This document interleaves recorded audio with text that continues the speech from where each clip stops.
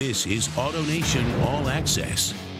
Welcome back inside AutoNation All Access. We are 6 days away from the return of the CU-Nebraska rivalry. Two teams meeting on Saturday for the first time since 2008. And as Eric Christensen explains, the rivalry may have taken a break, but for those who played in it, the disdain for all things red never did. Nebraska's offsides unless they were drawn off. Here's the pitch. Oliver wants to throw. He's got Lance Carl open. Caught. 15, 10, 5, touchdown. It's back.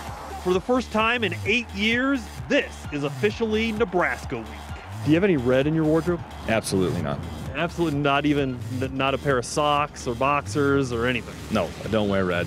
Don't like red. Won't ever drive a red car. I'm 48 years old, and I literally think about whether I want to put on red. I do. Isn't that disgusting? Old habits apparently die hard, and that's because for the better part of 20 years, this one-sided rivalry provided the Buffs with the highest of highs. Brown pushes a man. 5. He's in. Touchdown number 6. Nobody in the country gave us a chance to do what we did this weekend. So, we shocked the world. And the lowest of lows. It is no good. Thought we were going to win. The rivalry began to gain traction in 1986. It was Bill McCartney's 5th year in Boulder. And after losing his first 4 games to the Huskers, Colorado felt things were about to change. Second down and 13. Hatcher pitching on the reverse. Here's Campbell. He's got running room. Jeff Campbell was a walk-on receiver in '86, and the kid from Vail, Colorado, made the first of his many big plays versus the Big Red. He helped CU get its first win over Nebraska since 1967. Nebraska was the one that we had in red on our calendar every year. It was the only team that we had in red in our calendar every year. So that was the game that we had kind of picked as our number one rivalry. But one win doesn't make a rivalry, and that was one of the reasons why 1989 was so important. We were so confident in '89. I mean, there was nothing that was going to stop that team. The man they called Soupy did it again. The little Husker killer had 2 big punt returns, which led to touchdowns, while Darian Hagan and J.J. Flanagan worked their magic as the Buffs finally got Nebraska's full attention with their second win in 4 years. By winning in 1989, what the Buffs proved was that winning in 1986 wasn't a fluke. But winning at Folsom Field, that's one thing. Winning in Lincoln, Nebraska, well, that's another. In 1990, the Buffs were trying to stop a 10-game skid in enemy territory. Go Big Red! Go Big Red! Heading into the fourth quarter, it appeared the losing streak would reach 11.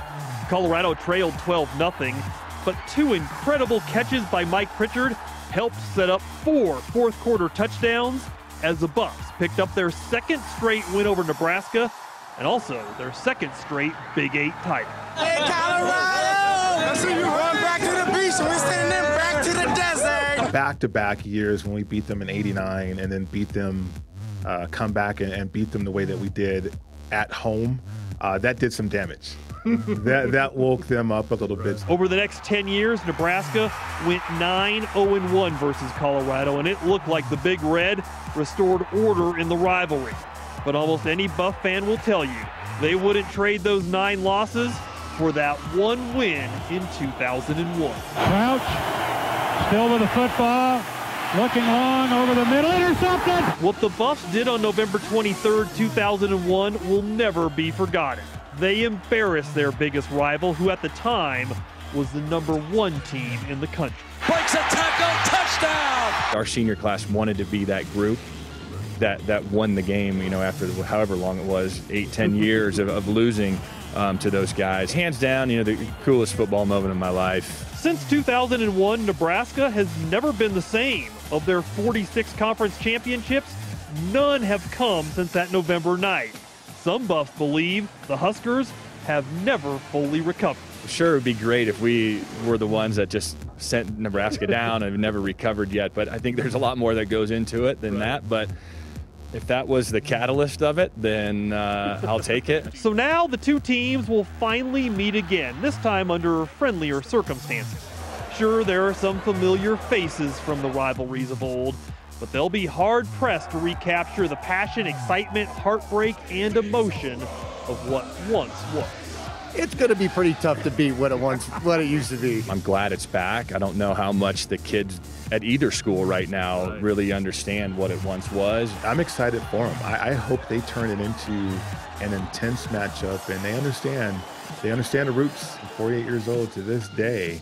I don't wear red, and I hate Nebraska. Thanks, Coach Mack. Saturday's kickoff in Lincoln is at 1:30. Following their trip to Husker Nation this year, the Buffs will host Nebraska on September 7th of 2019. We're back.